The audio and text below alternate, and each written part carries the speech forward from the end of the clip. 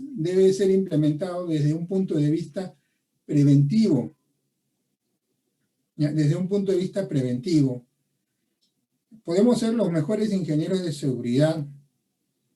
Hay empresas muy riesgosas como la industria aeroespacial, como la industria nuclear. Son industrias muy riesgosas y como tal requieren evaluaciones de riesgos y que cuenten con sistemas de gestión de seguridad muy sofisticados, donde se realizan evaluaciones cuantitativas de riesgo en base a matemática avanzada.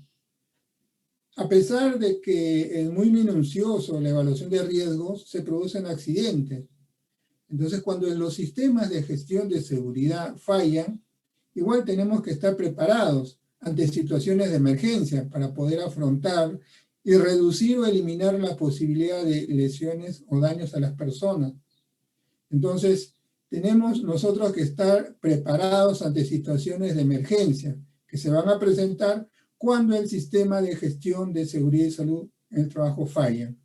Estas medidas preventivas, al fallar, debemos nosotros enfrentarnos a fenómenos como los naturales o los antrópicos. Cuando hablamos de antrópicos nos referimos a aquellos fenómenos en los cuales va a existir la participación del hombre, que puede ocasionar daños, con su participación puede ocasionar daño a las personas, a la infraestructura y o al ambiente. Estos fenómenos que pueden ser de origen natural o origen humano, les he puesto acá algunos ejemplos, ¿no? En el caso de los sismos, ¿no? En el caso de los sismos, estos que se producen por el movimiento de placas tectónicas o a través de lo que son el cinturón de fuego del Pacífico, ¿no? El cinturón de fuego del Pacífico es una cadena de volcanes que están a lo largo de toda la costa peruana. Son volcanes que se encuentran debajo del mar, que constantemente están en actividad.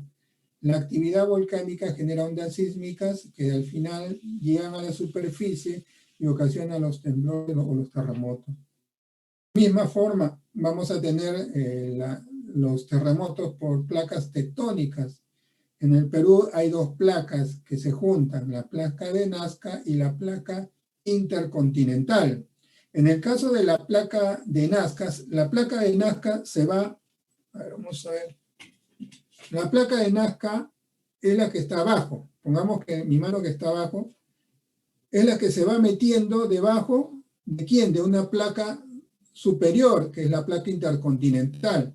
Entonces, la placa de Nazca se va hundiendo, mientras la placa intercontinental está superponiéndose a la placa de Nazca. Eso se produce constantemente, pero se produce a movimientos no muy rápidos, sino son movimientos muy lentos, de centímetros. Pero las presiones que generan estas placas, que son una especie de rompecabezas que forman parte de la Tierra, generan presiones tan grandes que hacen que las rocas que conforman estas placas se fracturen, y al fracturar generan vibración. En el punto donde se fractura se conoce con el nombre de foco del sismo, ¿no? Del foco se va, o hipocentro, se va a extender las ondas sísmicas hasta la superficie. Eso es los terremotos. Entonces los terremotos o temblores se producen también por derrumbe de placas tectónicas. Estas placas no son placas muy delgadas, son placas cuyo ancho son kilómetros de tamaño, ¿no? Entonces no son muy pequeñas, son miles de toneladas que van a friccionar entre sí y al final van a ocasionar que se produzcan estos movimientos sísmicos, que son de origen natural. Estos movimientos sísmicos son de origen natural. Tenemos también los incendios de origen natural, ¿no? El sol genera radiaciones de tipo ultravioleta y tipo infrarroja. La radiación ultravioleta es una radiación ligeramente, con ligera energía, ¿no? Mientras la radiación, en comparación a otros tipos de radiación, ¿no? Generan calentamiento, la radiación ultravioleta. Infrarroja contiene menor energía.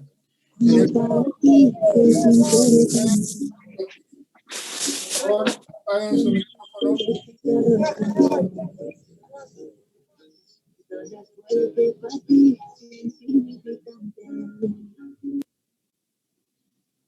Muy bien, entonces estábamos hablando que los incendios de origen natural se van a producir porque hay presencia de radiaciones infrarrojas, ultravioletas. La principal es la ultravioleta, que genera un calentamiento. Principalmente estos incendios se generan en los bosques, donde las hojas se van a secar y van a generar gran cantidad de material sólido combustible. Tanto así que la radiación ultravioleta va a incidir sobre estas hojas hasta que llegue al punto de inflamación, donde las hojas van a comenzar a desprender vapores inflamables. Cuando ocurre eso, se produce un incendio de origen natural. No hay participación de la mano del hombre. Aunque podría haber en un bosque o en un zoológico, donde se produzca fuego intencional con la participación de la mano del hombre. Puede haber, pero los principales incendios que se dan a nivel mundial son de origen natural, producto de la radiación ultravioleta. A estos fenómenos los conocemos con el nombre de fenómenos de origen natural. También tenemos otros fenómenos de origen humano, o también conocidos como fenómenos antrópicos, donde existe la participación de la mano del hombre, ¿no?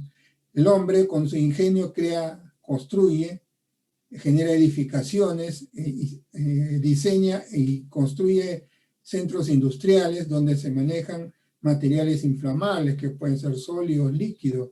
Estos materiales que son manipulados por la mano del hombre pueden, por error o por falta de mantenimiento, se producen incendios, ¿no? Con presencia de materiales combustibles. Pero estos incendios se producen porque hay una participación del hombre, ¿no? Estos son los incendios producto de la manipulación del hombre. Y los materiales peligrosos, también existen la manipulación de las personas, a pesar de que los materiales peligrosos no nacieron con el ser humano, ¿no? E incluso los materiales peligrosos son más antiguos incluso que la Tierra misma, ¿no? Antes, cuando se inició el Big Bang, o la teoría de la gran explosión, nos hablan de miles de volúmenes de hidrógeno, de helio, que se producen en la gran explosión del Big Bang. Entonces, este Big Bang es el inicio del origen, ¿no? Si hablamos de hidrógeno, hablamos de helio, estamos hablando de materiales inflamables, altamente inflamables, que generan reacciones termonucleares, ¿no? Y estas reacciones termonucleares que se producen forman planetas y a la vez también desprenden otro tipo de material peligroso, que son las radiaciones, ¿no? Estas radiaciones ultravioleta, infrarroja, gamma, que nosotros vemos, las radiaciones cósmicas, son también materiales peligrosos, que nacieron con el origen del hombre, no del hombre, sino con el origen del universo. Pero con el tiempo el hombre comienza a descubrir 300 millones de años antes, cuando los primeros seres humanos que en un proceso de evolución descubren el fuego, comienzan a conocer los nuevos materiales peligrosos como el monóxido de carbono, el dióxido de carbono, ¿no? Posteriormente ya aparecen los alquimistas, ¿no? Estoy hablando de 380, 350 años antes de Cristo. Aparecen los alquimistas, quienes comienzan a manipular los materiales peligrosos que existían en esa época con dos fines principalmente, ¿no? El primero es de crear la vida eterna, el elixir de la vida eterna, y el segundo era transformar cualquier metal en oro. Esos fueron los dos grandes objetivos que los alquimistas buscaban conseguir, ¿no? A través de la manipulación de productos químicos. Y ya hablando ya de alrededor de 150 años antes de Cristo, esta ciencia comienza a desarrollarse más, y ya al final de la época griega, del apogeo de los griegos, que fue una de las culturas más avanzadas en su época, nacen a mediados de la Edad Media lo que es los químicos, los productos de las investigaciones de los alquimistas. Y los químicos comienzan a manipular los productos peligrosos, pero ya desde un punto de vista más técnico, con mayor conocimiento, eran otras épocas. Y con la revolución industrial ya se logra ya el uso masivo en grandes volúmenes de materiales peligrosos. Ya con la revolución industrial no usábamos galones, sino usábamos cisternas, ¿no? Teníamos almacenes de miles de galones de material peligroso, ¿no? Se produce el transporte, nace el transporte con la revolución industrial, el transporte de carga peligrosa, nace el almacenamiento de materiales peligrosos. Y al inicio no se contempló las medidas de seguridad.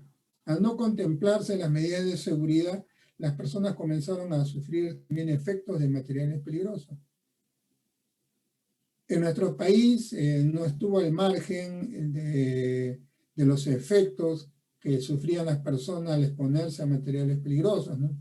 Cuando llegan los españoles, con el descubrimiento de la cultura inca acá en esta región de América, en el Perú, cuando llegan los españoles en el imperio incaico, la ambición de ver grandes cantidades de oro como adornos, no solamente en las personas, sino en las construcciones, hacen que conviertan en esclavo a la gran mayoría de indígenas de esa época, ¿no?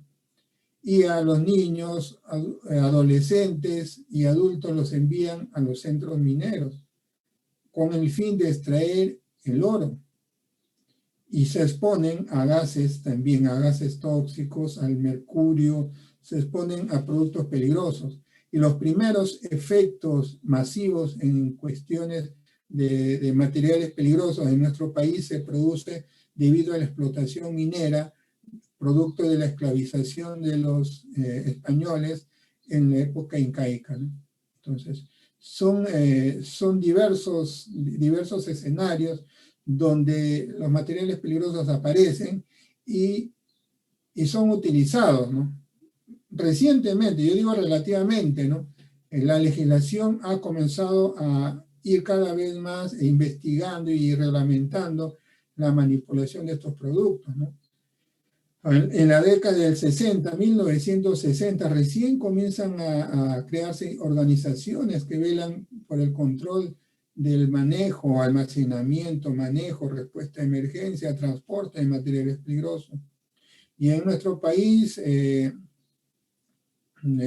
con el Decreto Supremo 021 de 2008, el 2008 recién tenemos una reglamentación para lo que es el transporte de carga peligrosa.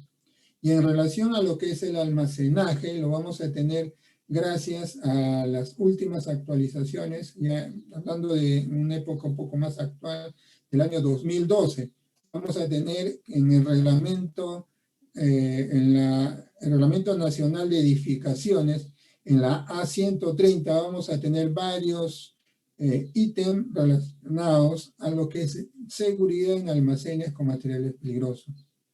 Entonces, igual, la legislación, no solo en el Perú, sino en diversas partes del mundo, han ido evolucionando. Como nosotros en nuestro país no tenemos personal muy calificado, son muy pocos, entonces, ¿qué es lo que ha pasado? Que en nuestro país hemos tenido que aprender de otros países.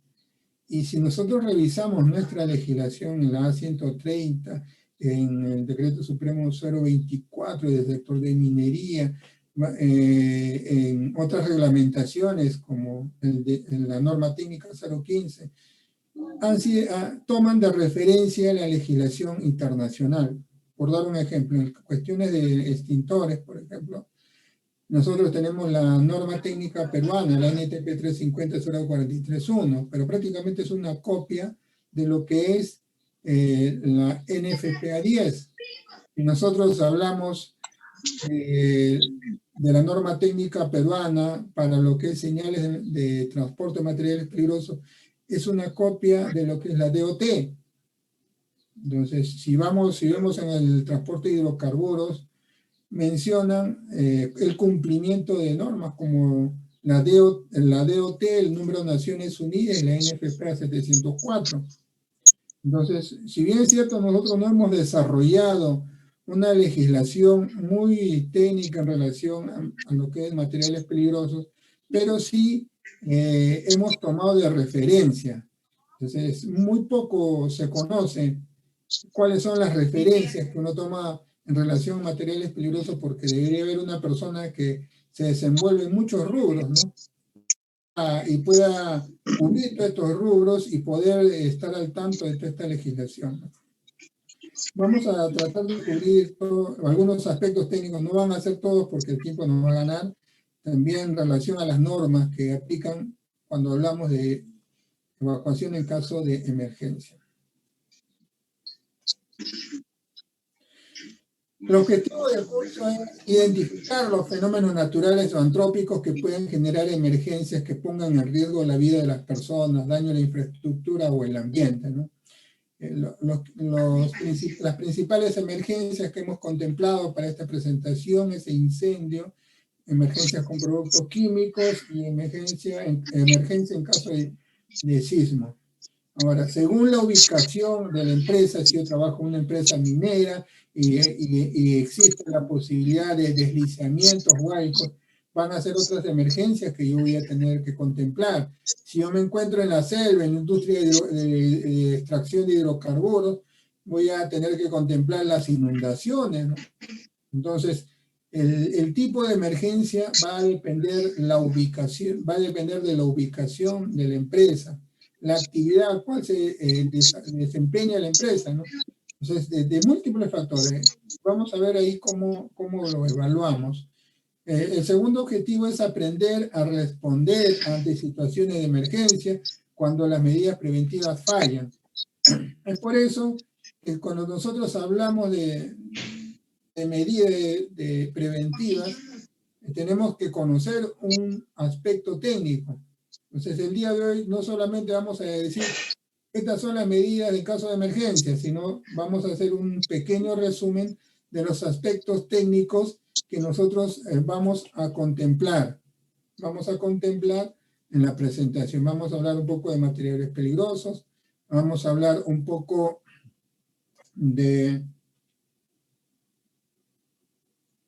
Vamos a hablar un poco también de incendio y de sismo. Y el tercer elemento es salvar vidas y evitar daño en la infraestructura producto de las emergencias.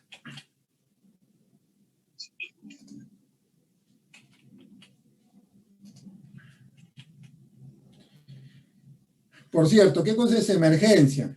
Estoy hablando, vamos a controlar emergencia. Vamos a analizar y determinar cuáles son las emergencias en la empresa. Pero ¿qué cosa es una emergencia? Primero tenemos que manejar algunos conceptos, ¿no? La emergencia es un siniestro que produce víctimas y daños económicos, genera efectos a las personas y efectos económicos, ¿no? Cuando hablamos de emergencia, vamos a hablar de aquellas acciones de respuestas que pueden ser manejadas con los recursos localmente disponibles. Entonces, si hablamos nosotros de emergencia, la emergencia será una emergencia, valga la redundancia, si es que nosotros podemos controlar como empresa, en base a nuestros recursos humanos, recursos tecnológicos, los equipos que contamos, equipos contra derrames, equipos contra incendios, etcétera. Si podemos nosotros controlar con los recursos de la empresa, entonces a esa situación le llamaremos emergencia.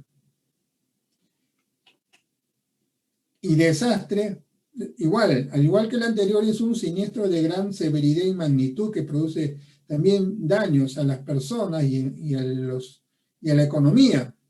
Pero a diferencia de una emergencia, cuando nosotros hablamos de desastres, no puede ser manejado con los recursos y o procedimientos rutinarios de emergencia. Entonces, en otras palabras, cuando nosotros hablamos de desastres, nos quedamos cortos con los recursos. No podemos nosotros, con los recursos que tenemos, poder controlar aquella situación que se ha presentado, que genera víctimas, que genera problemas económicos. Les pongo un par de ejemplos, ¿no? La imagen, tenemos una imagen donde vemos cientos de personas muertas. Esto es una imagen que fue extraído de un accidente que se produjo en Bhopal, India, donde al momento de fugarse un producto químico conocido con el nombre de isocianato de metil, va a generar la muerte de 4.000 personas en el momento de la fuga, y alrededor de 30.000 personas van a morir en la semana siguiente, producto del contacto con el isocianato de metil. Entonces, este es un desastre, ¿no? Porque a pesar que yo pueda tener brigadistas muy preparados, todos los recursos, pero no, estos brigadistas no pueden controlar 4.000 o 30.000 muertos, ¿no? Entonces, esto es un ejemplo de un desastre. Otro ejemplo de un desastre, vemos un incendio producido en este tipo de empresas que vemos en la imagen, ¿no? Donde el fuego, la radiación térmica, la cantidad de materiales combustibles que hay, aún teniendo sistemas de rociadores, los mejores equipos contra incendio, no lo vamos a poder controlar, ¿no? Requerimos un apoyo externo. Entonces, cuando ya se requiere un apoyo externo y es insuficiente los recursos que tiene la empresa, a eso nosotros le llamaremos desastre. Y evacuación, ¿qué es una evacuación, no? La evacuación es un conjunto de procedimientos y acciones tendientes a que las personas amenazadas por un peligro, que puede ser incendio, que puede ser terremoto, fuga de sustancias peligrosas, una conmoción social, etcétera, protejan sus vidas e integridad física mediante un desplazamiento a través de lugares de menor riesgo hacia una zona segura. Entonces, una evacuación es un conjunto de acciones que se van a seguir con el fin de direccionar a las personas que están expuestos a un peligro a rutas seguras, con el propósito de reunirlos en un punto donde las personas no se expongan a un riesgo.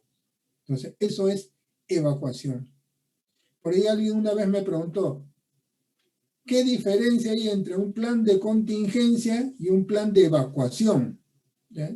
Entonces, me pareció interesante porque siempre es bueno manejar muy bien los conceptos, ¿no? A veces nos confunden, pensamos que son dos cosas diferentes, ¿no?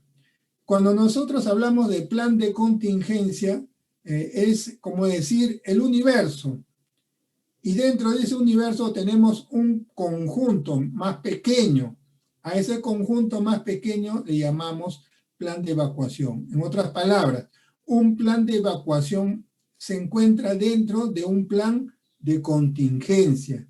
Si queremos hablarlo matemáticamente, diremos que un plan de evacuación es un subconjunto del conjunto plan de contingencia. ¿Cuándo es necesario evacuar? ¿Cuándo nosotros evacuamos? Siempre que exista un riesgo colectivo inminente, ¿no? Y los riesgos colectivos, como les había comentado en un inicio, va a depender de la ubicación de la empresa, del rubro de la empresa. Podemos tener, por ejemplo, riesgos colectivos como incendios declarados, posibilidad de explosión, escape de vapores tóxicos, fallas estructurales en la edificación, inundaciones, huaicos, deslizamientos, amenazas colectivas, etc. Entonces, ¿cuándo evacuamos? Cuando puede presentarse alguna de estas situaciones.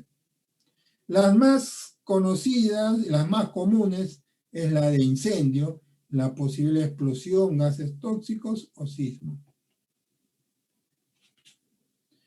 Para eso nosotros necesitamos, para poder evacuar, necesitamos de algunos equipos o dispositivos de alarmas que nos ayuden a comunicar que es necesario evacuar. Estos sistemas de detección pueden ser detectores de humo, en el caso de incendio. Si tenemos salas de proceso donde se maneja productos químicos, detectores de gases, o las personas en sí que se encuentran dentro de la instalación, ¿no? Para eso nosotros tenemos que tener cierta referencia. Por ejemplo, tenemos nosotros la norma A130, ¿no? La norma A130 corresponde al Reglamento Nacional de Edificaciones. En el artículo 53, capítulo 4 de esta norma, señala lo siguiente: todas las edificaciones que deben ser protegidas con un sistema de detección y alarma contra incendio deberán cumplir la NFPA 72. Entonces, es una obligación cumplir con el Reglamento Nacional de Edificaciones, con la 130. ¿Y qué es lo que dice? Que toda edificación deben estar protegidas con un sistema de detección y alarmas contra incendios, según la NFPA 72. ¿Y cuál es la NFPA 72? El Código Nacional de Alarmas de Incendio y Señalización. Ya tenemos un sustento por el cual nosotros debemos tener sistemas de alarma y sistemas de detección. En la misma norma tenemos el artículo 60, dice: únicamente es permitida la instalación de detectores de humo de estación simple, aquí llamamos estación simple, detectores a pilas, para el uso en edificaciones residenciales y en el interior de vivienda. Quiere decir que yo no puedo colocar un detector de humo con pilas en una instalación industrial, en un almacén, porque estos solo se enfocan principalmente a edificaciones y a viviendas.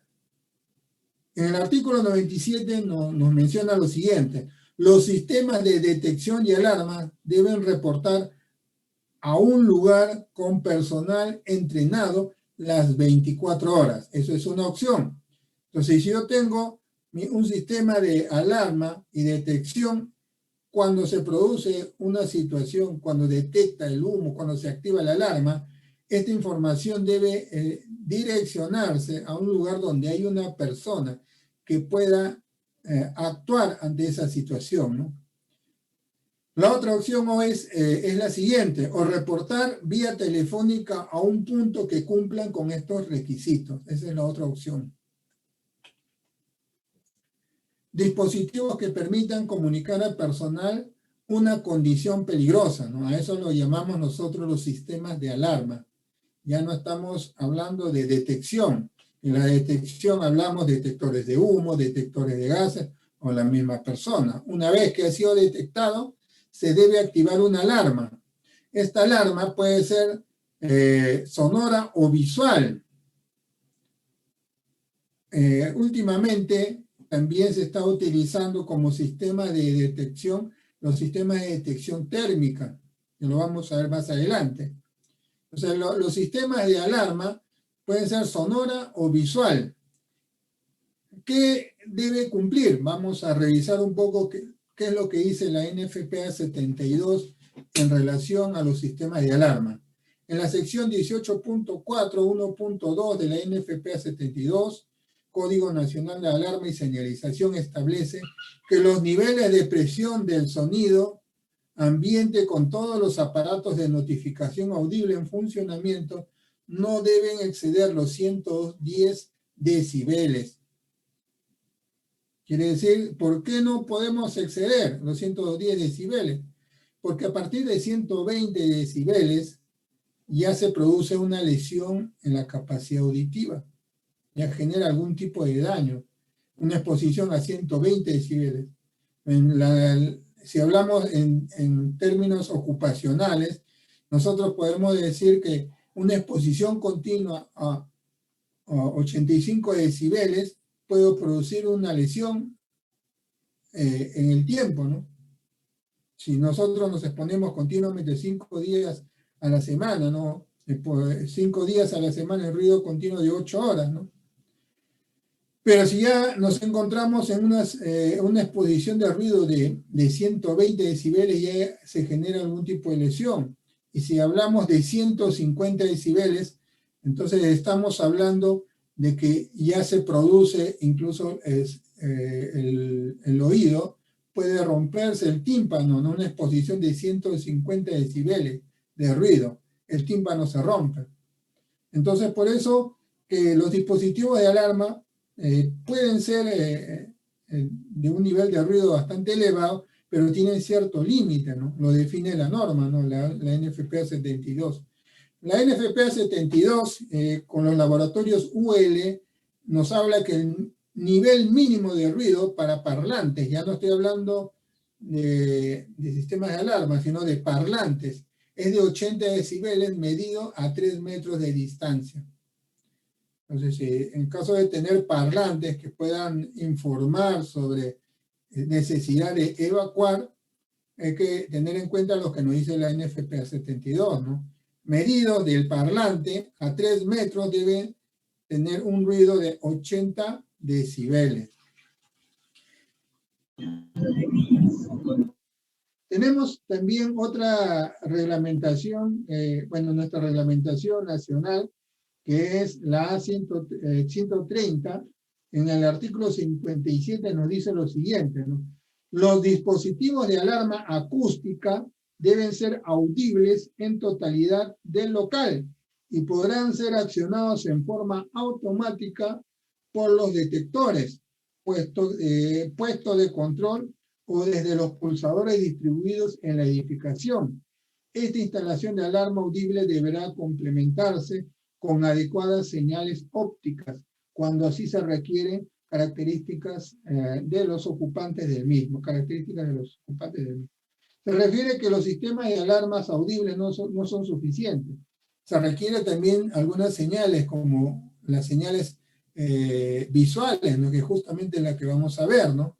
Y cuando nosotros necesitamos de una señal visual, si nos encontramos en una industria metalmecánica o en una industria de mantenimiento de motores, por ejemplo, donde los niveles de ruido son muy elevados. Entonces, los sistemas de alarma basados en ruido muchas veces no se pueden escuchar debido a que el ruido generado en este tipo de industrias, dificultan su audición. Entonces, en esos casos es necesario complementar la señal audible con una señal visual, ¿no? Una señal visual que se basa en luces estroboscópicas, ¿no? Tenemos aquí algunas especificaciones técnicas que debe tener una luz estroboscópica, ¿no? El nivel en relación a su iluminación. La intensidad porcentual de luz, ¿no? Según el ángulo que pueda iluminar, ¿no? Si nosotros lo colocamos en el techo, vamos a ver, si nosotros colocamos en el techo la luz estroboscópica, vamos a tener una variación de ángulo, ¿no? Perpendicular al techo tenemos el ángulo 0, y en la medida que se acerca al techo vamos a tener una variación de ángulo, ¿no? Hasta un 90 grados, en un sentido y en el otro, ¿no? Entonces, según el ángulo que se adopta, voy a tener un nivel de iluminación mayor, ¿no? Para el ángulo 0, el nivel de iluminación es de 100, ¿no? De la misma forma, si yo lo tengo de forma vertical, también voy a tener una iluminación. La mejor iluminación es cuando tenga el ángulo 0. Entonces, eso es algo que yo debo de tener en cuenta. En lugares donde existe la posibilidad de incendio, también podemos utilizar algunos detectores de temperatura, ¿no? Cuando hablamos de detectores de temperatura, tenemos detectores de temperatura fija, los detectores de compensación y los detectores termovelocimétricos. Los termovelocimétricos se activan cuando la temperatura del sensor se va incrementando a una velocidad entre 8 centígrados y 14 centígrados por minuto. Entonces, cuando hay una variación de la temperatura a esta velocidad, entonces estos sistemas de detección se van a activar, ¿no? Los detectores de compensación se activan cuando la temperatura del aire alrededor alcanzan valores preestablecidos, ¿no? en su diseño, que son valores entre 57 grados y 300 grados centígrados. Esto lo define ya al momento de la instalación, ¿no? Y tenemos los detectores de temperatura fija que se activan cuando los gases calientes del fuego, producto del incendio, son transferidos desde el techo y supera la temperatura preestablecida del detector, ¿no? Son otras formas de detectores para saber que hay que evacuar, ¿no? Tenemos también la ubicación. ¿Dónde ubicamos un dispositivo de notificación audible? ¿Qué dice la NFPA 72 en su versión 2016? Dice, si nosotros vamos a ubicar un dispositivo audible, debe estar ubicado a una altura de 2,30 metros. Esa es la altura al cual debe ubicarse un dispositivo de notificación audible, ¿no? Puede ser una campana, por ejemplo, ¿no? Una campana de evacuación. Y los visuales, como las luces estroboscópicas, ¿ya? La ubicación está a la altura a considerar según la recomendación de la NFPA 72 es entre dos valores, ¿no? Se puede ubicar a 2,03 metros de altura hasta 2,44. En ese rango yo puedo ubicar mi dispositivo de notificación visual, como puede ser las luces de evacuación estroboscópica. Algunas medidas generales de seguridad que yo debo tener en cuenta es en relación a los pasillos, ¿no? Por donde las personas van a evacuar. Deben estar bien señalizadas, el ancho debe ser adecuado, ¿no? Según la cantidad de personas que evacúan.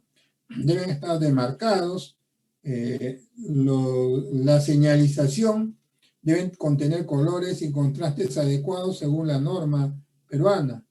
En este caso, si estamos hablando en nuestro país, tenemos la NTP 399-010. Cumpla la norma y las dimensiones deben facilitar su visibilidad, ¿no? Cuando hablemos de señales de seguridad, vamos a ver cuáles son esas dimensiones que estamos haciendo referencia. El mensaje debe ser comprensible, ¿no? Las personas deben conocer el mensaje. ¿Qué implica un fondo de color verde? Vamos a ver que tiene un mensaje. El color verde nos dice que son señales de evacuación.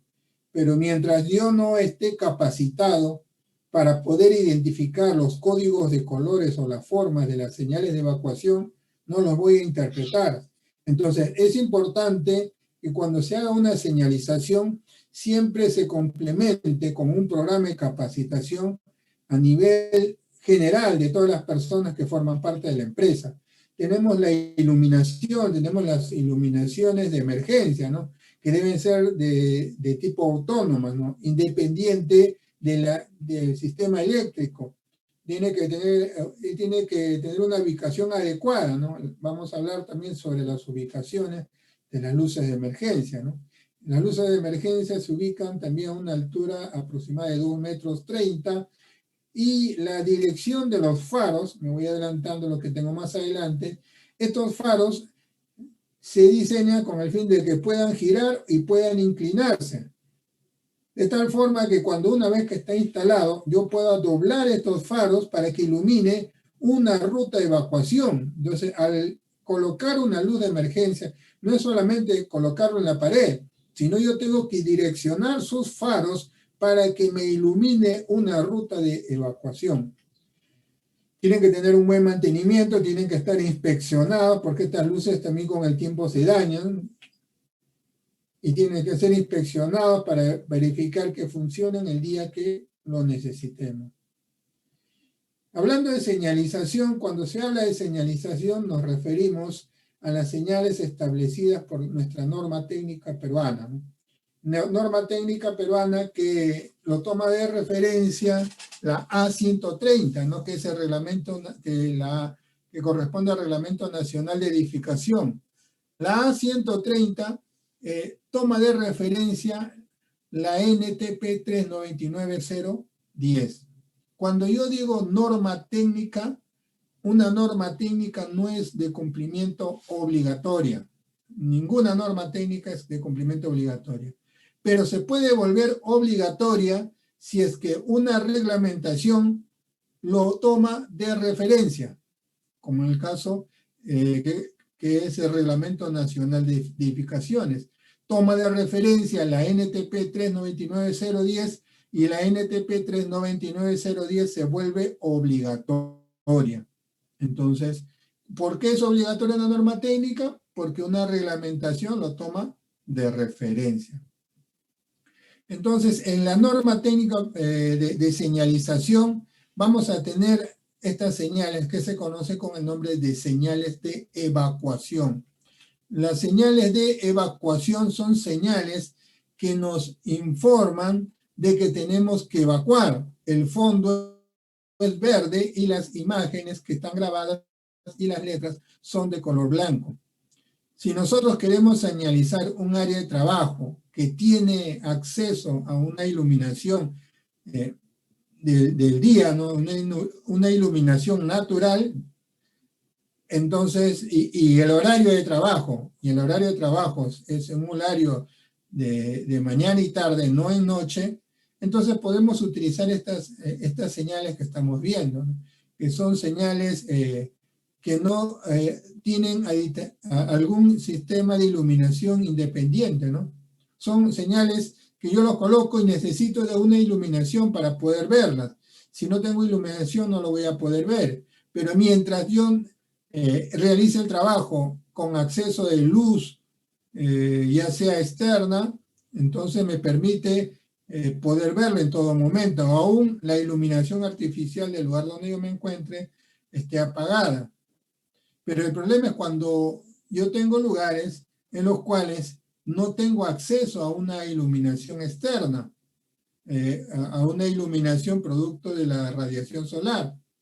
Si hay ambientes que no tienen ventanas que pueden iluminar el ambiente, entonces yo tengo que señalizar con luces con señales de evacuación en base a este tipo de señales que yo estoy presentando. Si observamos, primero nos vamos a observar una señal común, a ver, una señal de salida, vemos esta señal que estoy bordeando, ¿no? El fondo es de color verde y las letras y la flecha es de color blanco. Vamos a ver esa señal en su clasificación fotoluminiscente. Si somos observadores nos vamos a dar cuenta que esta señal ha invertido sus colores, mientras en el caso anterior el blanco era la flecha y la letra, ahora el verde es la flecha y la letra. ¿Qué ha pasado? Una forma de identificar señales fotoluminiscentes es que el color se invierte. ¿Y qué característica le da la fotoluminiscencia? La fotoluminiscencia, ¿qué es lo que va a generar? Mientras exista una forma de iluminación que puede ser natural o artificial, esta radiación de luz va a ser captada por la señal y va a ser almacenada. Y en una situación de emergencia, donde se corta el suministro de energía eléctrica y se apagan las luces, las señales van a liberar esa energía luminosa que ha almacenado. Tenemos también dentro de la señalización de la NTP 399010, tenemos las señales contra incendio. Las señales contra incendio son de fondo rojo. El gráfico y las letras corresponden a un fondo blanco. Pero igual, como en el caso de las señales de evacuación, las señales contra incendio fotoluminiscentes van a invertir su color. Vamos a ver aquí, tenemos un extintor, ¿no? El extintor es de color blanco. Y cuando hablamos de señal fotoluminiscente, el extintor ya no es blanco, sino es rojo. Y el fondo es un fondo casi parecido al blanco, ¿no? Entonces hay una inversión de colores, ¿no? Igual, las señales contra incendios de un hidrante, un extintor rodante, una manguera contra incendio, un pulsador contra incendio, etc.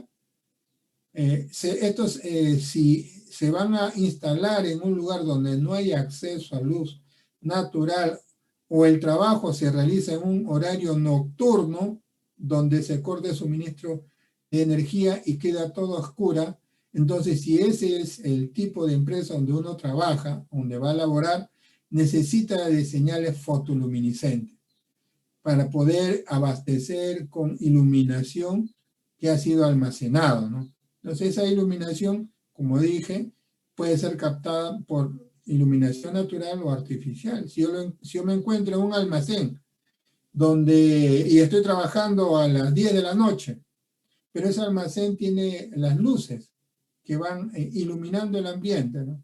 Entonces estas señales fotoluminescentes que están instaladas en este almacén, lo que van a hacer es captar la luz de la luminaria. Se corta el suministro eléctrico y automáticamente libera la energía y uno lo ve como si estuviera prendido estas señales.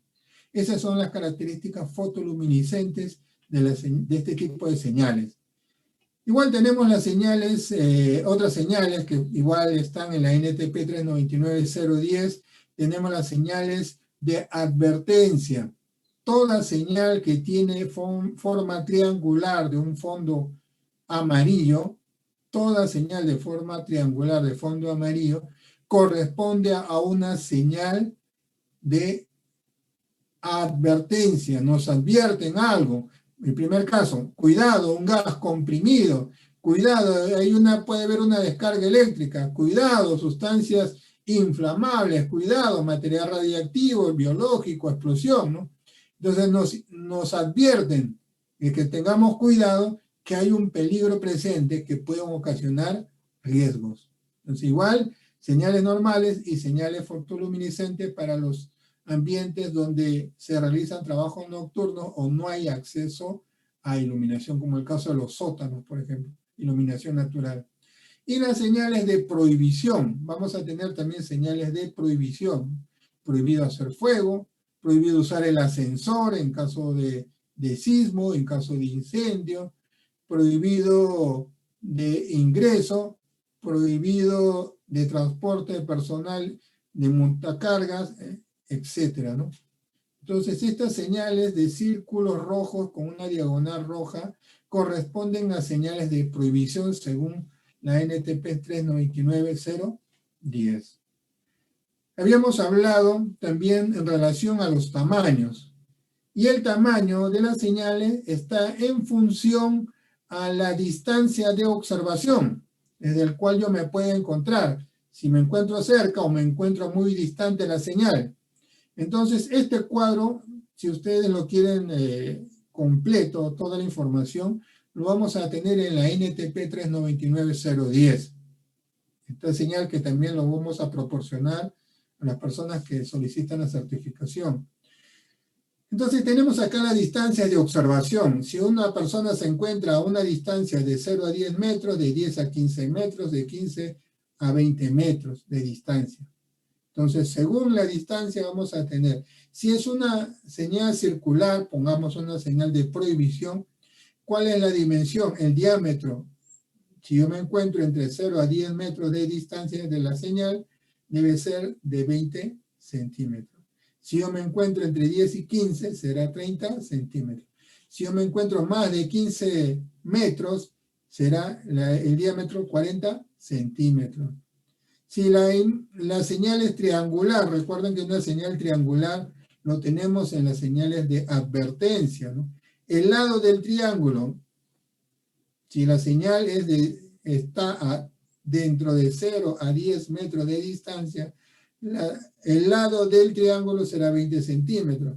Si la señal está dentro de una distancia de 10 a 15 centímetros, el lado del triángulo será 30, y si está entre 15 y 20, 40.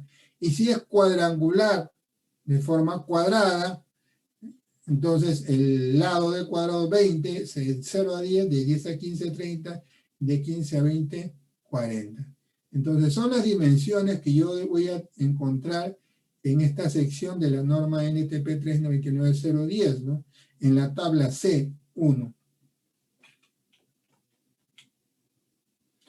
Muy bien, aquí ya tenemos ya un ejemplo de señalización, ¿no? Entonces, por aquí hay varios detalles a tener en cuenta, ¿no?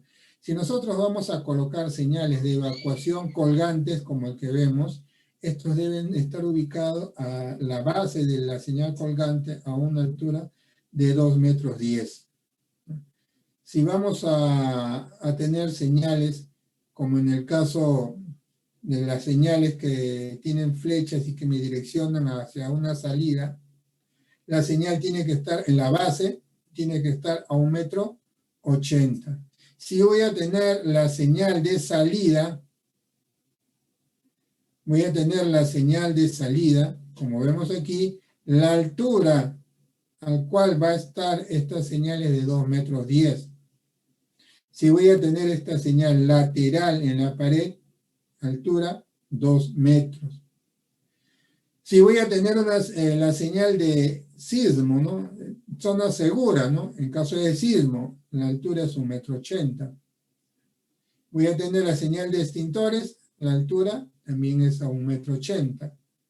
Entonces aquí tenemos la variedad, si vemos acá pegado a la pared, la zona segura igual a 1,80 metros con respecto a la base. Son dimensiones de altura que vamos a tener en cuenta según la señal que queremos ubicar. Acá tenemos una foto de un edificio donde vamos a tener varios tipos de señales, ¿no? Por ejemplo, acá tenemos las señales de evacuación, las señales, un pulsador roja contra incendio, las señales de prohibición. Y aquí vamos a ver la importancia de las señales fotoluminiscentes cuando no hay acceso a una iluminación natural, solamente hay iluminación artificial, ¿no? Entonces vamos a analizar, vamos a ver este cuadro de aquí. Acá tenemos, en este cuadro que estoy bordeando, tenemos una señalización basada en señales comunes que no son fotoluminiscentes. Mientras hay una iluminación, no hay ningún problema, se puede observar. Pero si hay un sismo y se corta el suministro eléctrico, o si hay un incendio y se corta el suministro eléctrico, o hay un desperfecto en el sistema y se corta el suministro eléctrico y la luz se va y el ambiente queda completamente oscuro. Yo no puedo identificar cuál es la puerta de salida. Si en caso se está produciendo un amago de incendio, no puedo ubicar el extintor. Entonces, para eso existen las señales fotoluminiscentes, ¿no? Estas señales nos ayudan. Como vemos aquí, en este otro rectángulo que vemos, nosotros vamos a observar una señalización fotoluminiscente. Se corta el suministro eléctrico y vean lo que vamos a observar. Si hemos señalizado el piso, vamos a ver esta señal a nivel del piso. Vamos a ver estas señales laterales que nos permiten identificar que hay una pared. Vamos a tener las señales de evacuación que nos indican hacia dónde tenemos que ir. Vamos a tener la señal que tenemos aquí, que es en la puerta, ¿no? La señal donde podemos acceder a una puerta de evacuación. Entonces, las señales fotoluminiscentes nos ayudan a describir una ruta o a identificar la zona donde hay un equipo de emergencia, un pulsador contra incendio, un extintor, etc. Tenemos algunos otros ejemplos de señalización. Por ejemplo, acá tenemos una señal fotoluminiscente que se coloca al nivel de la escalera para poder orientar la evacuación si es que la persona se encuentra en un segundo o tercer nivel, ¿no? Tenemos la delimitación de la puerta para poder identificar que esta es una puerta de evacuación. Acá vemos, esta es una puerta antipánico, ¿no? Tenemos la barra antipánico donde la persona va a presionar para poder abrir y salir a una zona segura. Acá tenemos de una forma un poquito más integral, tenemos la columna, las paredes, la puerta, tenemos la escalera, tenemos los pasamanos. Es importante tener este tipo de señales donde el trabajo se realiza fuera de un horario donde hay luz o se encuentra el lugar en un ambiente donde no hay acceso a luz natural. Entonces, las señales fotoluminiscentes nos ayudan a poder identificar. Muy bien. Hemos hablado de señales de seguridad y tenemos una imagen como la que les acabo de presentar, les estoy presentando, ¿no? En esta imagen que les presento hay varias aberraciones a la seguridad. A ver, me gustaría tener su opinión. ¿Qué es lo que está mal? Acá tenemos varias situaciones que no están bien. Me gustaría tener su opinión, ya sea por el chat o de forma escrita, o puede ser a través del micrófono, y me indiquen qué es lo que está mal. A ver, necesito su opinión.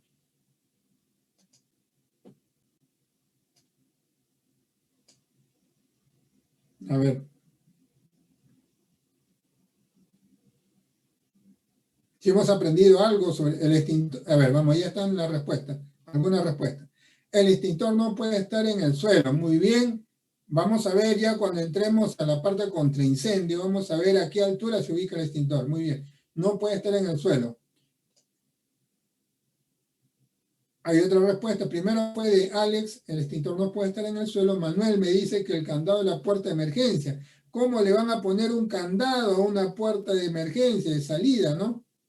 Entonces no puede haber un candado.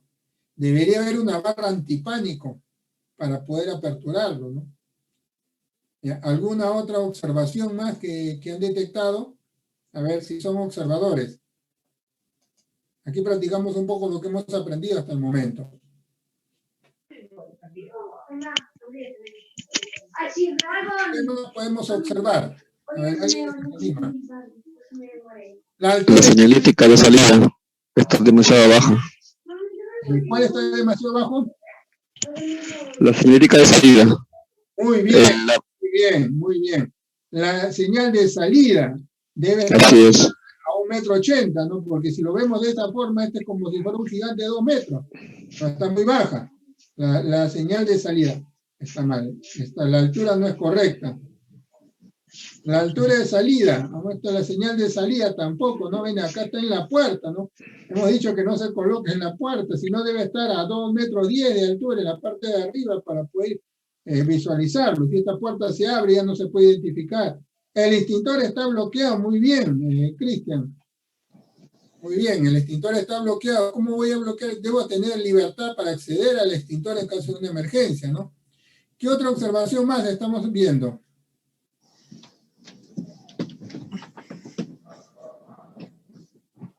A ver, hay varias todavía, hay varias que observar todavía.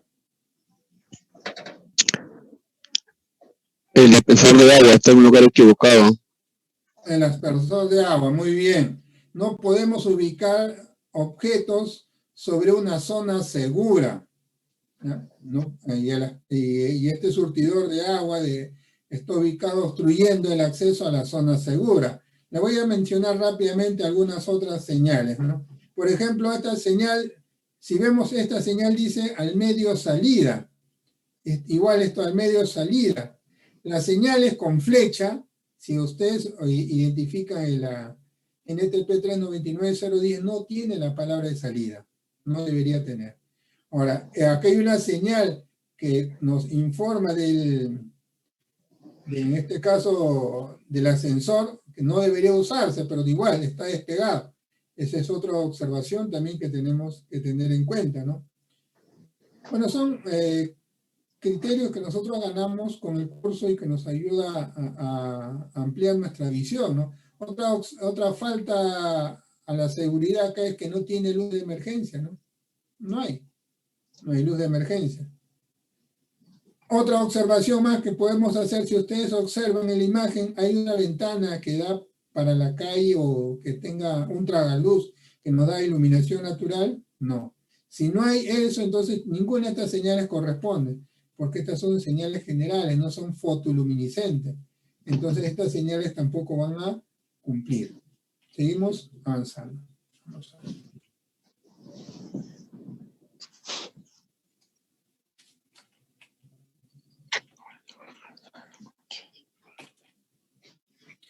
Entonces habíamos hablado justamente que no habían luces de emergencia.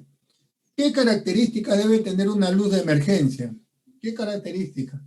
La característica lo define la norma A130 del Reglamento Nacional de Edificaciones, ¿no? En el capítulo 2, señalización de seguridad e iluminación de emergencia. En el artículo 40 nos dice lo siguiente. Estemos atentos a lo que nos dice en relación a luz de emergencia, porque muchas veces compramos luz de emergencia y no tenemos en cuenta lo que vamos a leer. Todos los medios de evacuación deberán ser provistos de iluminación de emergencia, que garanticen un periodo de 1 hora y media en el caso de un corte de fluido eléctrico.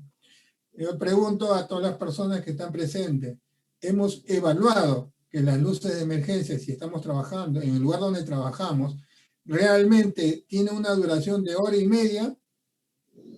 Eso lo dice la A130, es obligatorio. Otro detalle que hay que tener en cuenta es en relación a la iluminación, ¿no? Entonces, ¿qué es lo que dice en el ítem A de la A130? Asegurar un nivel de iluminación inicial mínimo de 10 lux y no menos de 1 lux en cualquier punto medido a lo largo de la ruta colectora o principal de evacuación, incluyendo recorrido en escalera. Entonces, el lugar más distante a la luz de emergencia debe generar por lo menos 1 lux. Y en el lugar donde se produce la iluminación debe tener una iluminación de 10 lux. Entonces, otro criterio que uno debe tener en cuenta. Todas estas señalizaciones nos ayudan para poder realizar un proceso de evacuación, ¿no? Donde vamos a través de un plano de evacuación en el lugar donde nos encontremos. Como vemos aquí, este es un plano de evacuación donde nos informan dónde nos encontremos y nosotros estamos parados acá y vamos a encontrar este plano de evacuación. Vamos a saber que en cualquier lugar que nos encuentre cuál es la ruta de evacuación. Vamos a tener las señales que nos van direccionando las flechas, las salidas, etc., hacia un punto de reunión. Los medios de evacuación. Los medios de evacuación también es otro elemento importante dentro del proceso de evacuación. Hay algunos que son vías horizontales, como el caso de rampas, escaleras, las escaleras que pueden ser externas o escaleras internas, salvo en el caso de incendio, ¿no? Son medios que deben estar libres de objetos que pueden obstruir la evacuación. Los pasamanos deben estar en condiciones, en buenas condiciones, igual que los peldaños que deben tener material antideslizante en caso de las escaleras. Movilización de personal, ¿no? Si va a haber una movilización de personal, en el caso de edificaciones administrativas, vamos a tener el caso de los incendios, ¿no? Cuando se produce un incendio, ¿cómo debemos evacuar, ¿no?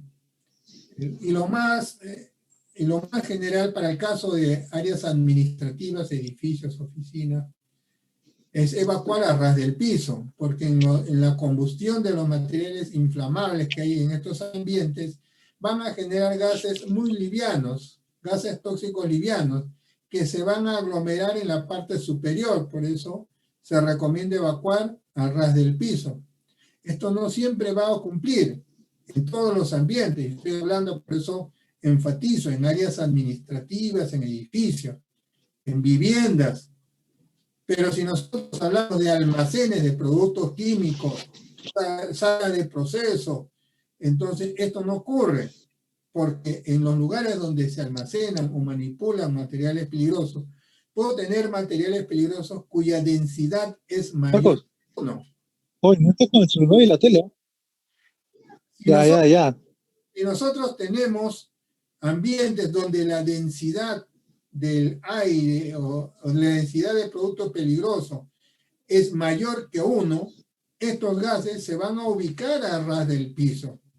Entonces, en esos casos yo no voy a poder evacuar a ras del piso, porque si evacúo a ras del piso me voy a encontrar con estos gases altamente tóxicos. En esos casos, en los casos de almacenes de materiales peligrosos o industrias cuyo proceso hay manejo de productos peligrosos, yo debo evaluar primero la densidad del gas que puede fugar. Y de acuerdo a eso yo voy a determinar mi evacuación. Por eso yo especifico y aclaro, ¿no? No siempre se aplica el evacuar a ras del piso, salvo que sean áreas administrativas, oficinas, donde los materiales inflamables al momento de combustionar generan gases muy livianos. Pero si estoy ya en industria, en plantas industriales, en almacenes de productos químicos, esto no cumple. Yo debo primero haber evaluado la densidad de los gases que se manipulan o que se almacenan y de acuerdo a su densidad determinar la forma correcta de evacuar. Si es a ras del piso o con la vía respiratoria lo más alto posible. En el caso de la evacuación de personas de niveles, se puede evacuar como máximo en una situación de sismo, si hablamos de sismo, hasta un tercer piso. hasta un tercer piso de un edificio podemos evacuar mientras se produce movimiento sísmico. Esa evacuación se debe realizar en fila india y en todo momento cogiéndose del pasamano, porque el movimiento sísmico genera ondas sísmicas que se van a transmitir no solamente por la superficie, sino también por la escalera, y va a generar inestabilidad a las personas que están evacuando. Entonces es importante que en esos casos tengamos siempre, estemos cogiendo siempre pasamano. Por eso había comentado, ¿no?, que dentro de las inspecciones que nosotros tenemos que realizar al momento o antes de una situación de emergencia, es inspeccionar los pasamanos, que se encuentren en buenas condiciones, que estén bien anclados. De lo contrario, en una situación de emergencia no nos va a servir. Y el proceso de evacuación en emergencia se basa en cuatro etapas. Cuatro etapas que nosotros tenemos que tener en cuenta, ¿no? El proceso de evacuación son acciones a seguir en el cual vamos a calcular el tiempo que vamos a tener en una situación de emergencia, ¿no? El tiempo que se va a tener para poder evacuar ante una situación de emergencia. Entonces, son 4 fases que vamos a analizar. Para esto, tomo de referencia nuevamente la normativa A130 de la G050 en su artículo 25, que nos dice: los tiempos de evacuación solo son aceptados como una referencia. No quiere decir que yo me pasé un segundo y ya está mal mi proceso de evacuación, ¿no? O sea, son tomados de referencia, ¿no? Y no como una base de cálculo. Vamos a ver al finalizar de estas 4 fases una metodología para poder calcular el tiempo de evacuación muy sencilla, que ustedes lo pueden conseguir fácilmente en internet, solo que yo lo tengo acá en la presentación también, pero hay que tener cuidado en las unidades que vamos a analizar. Entonces, la A130 nos dice, bueno, hay que tener una referencia de tiempo, pero no quiere decir que el tiempo sea exacto, es una referencia para saber cuánto tiempo nos va a demorar para evacuar hasta el punto más crítico del lugar, de la empresa, de la edificación, ¿no? La primera fase dentro del proceso de evacuación va a ser la detección del peligro. Entonces, cuando hablamos de la primera fase nos referimos a la detección del peligro. Es el tiempo que va a transcurrir desde que se origina el peligro, desde que aparece, nace el peligro hasta que es detectado. O sea, hay el peligro, nos está produciendo, pongamos, un amago incendio, recién comienza a combustionar, hasta que alguien lo detecta. Ese tiempo desde que comienza el proceso de combustión hasta es detectado, a eso lo conocemos con el nombre de la primera fase, la fase de detección del peligro. La segunda fase es la señal de alarma. La señal de alarma es el tiempo transcurrido desde que se conoce el peligro, desde que ya identifique, mira, ahí se está produciendo un amago de incendio, hasta que se toma la decisión de evacuar. Muy bien, ¿qué tanto? Recién está comenzando, voy a agarrar un extintor. No, ya fuera de control. Entonces vamos a tener que evacuar. Entonces, desde el momento que uno detecta el peligro hasta que toma la decisión de evacuar, y se informa, ¿no? Se informa a través de un pulsador contra incendio, un altavoz, una alarma. La tercera fase es la fase de preparación de la evacuación. Es el tiempo transcurrido desde que se comunica la decisión de evacuar hasta que se empieza a salir la primera persona. Entonces, cuando yo hablo de la tercera fase, es la preparación de la evacuación, ¿no? La preparación de la evacuación es desde el momento que se comunica por algún medio, un altavoz, una alarma, etcétera, hasta que la primera persona comienza a salir. Entonces, ese es el tiempo, ¿no? Desde la comunicación hasta la primera persona que sale. Ese es el tiempo de la tercera fase. Y la cuarta fase es la salida del personal. Es el tiempo transcurrido desde que empieza a salir la primera persona hasta la última persona que sale. Cuando ya termina de salir la última persona, Entonces a eso llamamos la salida del personal o la cuarta fase. Entonces nuestro tiempo de evacuación se va a dividir en 4 fases, ¿no? Acá lo tenemos como tiempo 1, 2 o 3.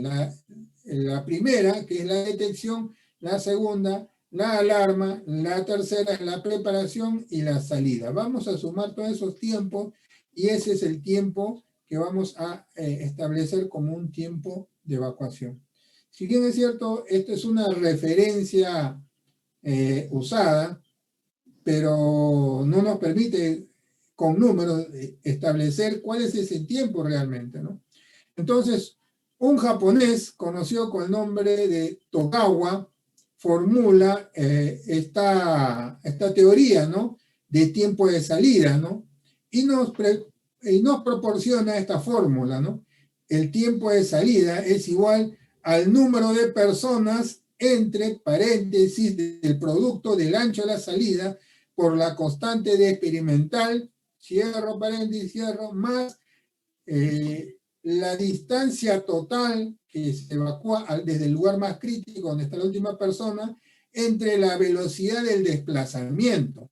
Esta es la fórmula que nos permite determinar el tiempo total de evacuación. Entonces, para eso, ¿qué es lo que nosotros vamos a tomar en cuenta? Primero, vamos a analizar el tiempo de salida. Va a salir en segundos, no va a proporcionar un valor en segundos. El N, ¿qué es el N? El número de personas. Simplemente pongamos 10 personas o 10P. Podemos ponerlo en la fórmula. Vamos a dividir 10P entre ¿quién? El A por K. ¿Qué cosa es el A? El ancho de la salida. ¿En qué unidad tenemos que tener el ancho? El ancho se tiene que tener en metros. Muy bien, por K. ¿Qué es K? Es la constante experimental. Entonces acá les he puesto incluso para no tener dificultad al momento de realizar el cálculo. Constante experimental. ¿Qué es la constante experimental? 1.3 personas por metro por segundo. Más ¿quién? D. ¿Qué cosa es D? Distancia total. La distancia total tiene que estar en metros. Entre B. ¿Qué cosa es B? La velocidad de desplazamiento. ¿Con qué velocidad me desplazo? Entonces, para la velocidad de desplazamiento, acá también les he detallado un poquito más. Si el desplazamiento es horizontal, la velocidad es 0.6 metros por segundo. Si el desplazamiento es vertical, porque yo me desplazo del tercer nivel hacia abajo, entonces voy a tener una velocidad de 0.4 metros sobre segundo a través de las escaleras. Es un desplazamiento vertical. ¿Puedo tener un desplazamiento vertical y horizontal? Sí, ambos simultáneamente. Si yo me encuentro, por dar un ejemplo, ¿no?, en un tercer nivel, ¿no? Pero yo no me encuentro cerca de la escalera, sino me encuentro a 10 metros de la escalera. Primero tengo un desplazamiento horizontal y después voy a tener un desplazamiento vertical, ¿no?, a través de las escaleras hasta el primer nivel. Entonces, cuando hago estos cálculos, lo voy a hacer en 2 etapas. Primero calculo el desplazamiento horizontal hasta la escalera, hasta el punto de la escalera, y después voy a hacer el otro cálculo, el cálculo de bajar de la escalera del tercer nivel hasta el primer nivel. Entonces, esta fórmula es muy importante, es sencilla, no es nada complicado, y lo podemos nosotros usar de referencia de lo que es la A130, porque la A130 no te da una fórmula, pero sí te dice que esto se puede tomar como una referencia para determinar cuánto es el tiempo de evacuación. Muy bien, esto es en relación a los cálculos de tiempo de evacuación. El siguiente punto está enfocado a las medidas en caso de sismo. Ya hemos hablado ya sobre ciertas referencias técnicas que tenemos que tener en cuenta ya cuando se produce la parte operativa, ¿no?, que es la medida en caso de sismo, ¿no? En caso de sismo, primero vamos a separar las medidas en 3 etapas, ¿no? La primera etapa es en el antes del sismo. La segunda etapa es en el mismo momento del sismo. Y la tercera etapa es posterior al sismo. Vamos a ver qué tipo de actividades debemos realizar y tener siempre presentes en cada una de estas etapas. Primero vamos a ver en la etapa de inspección de las áreas, delante del sismo, ¿no? En la primera etapa, que es antes del sismo, vamos a tener las inspecciones de las áreas.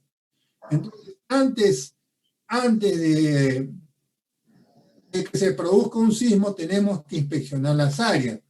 Inspeccione las zonas de seguridad externas e internas, ¿no? Si nos encontramos dentro de una planta, si nos encontramos en áreas comunes, en avenidas, calles, dentro de la misma empresa, o nos encontramos en otras áreas, ¿no? Entonces nosotros debemos inspeccionar las zonas de seguridad externa e interna, los patios, jardines, además de las columnas y vigas de concretos, umbrales de puertas que se encuentran en el lugar de trabajo. ¿Qué es lo que vamos a inspeccionar? Inspeccionar el estado de las escaleras y pasamanos. Y a eso vuelvo a repetir por tercera vez, ¿no? Tenemos que inspeccionar en qué condición se encuentra la escalera. Recuerden que estos peldaños tienen que tener, deben ser de un material antideslizante.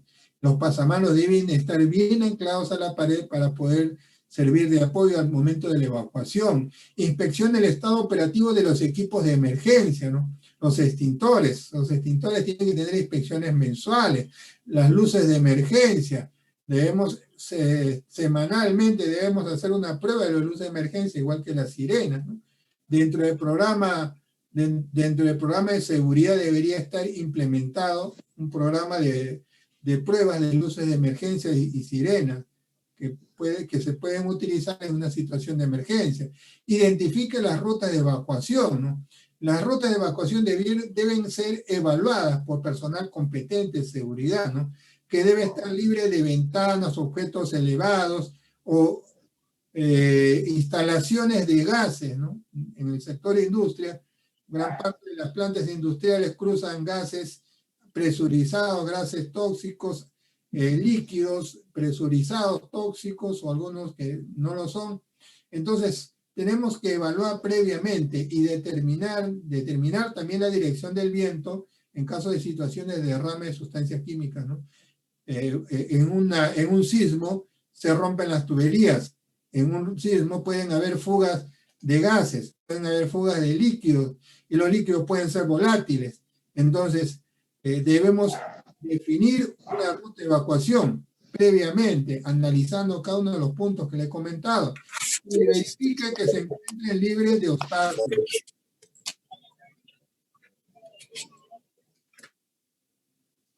Señale las rutas de evacuación. Vamos a señalizar las rutas de evacuación. Con las señales, ya saben qué señal, las señales de evacuación según la NTP 399010.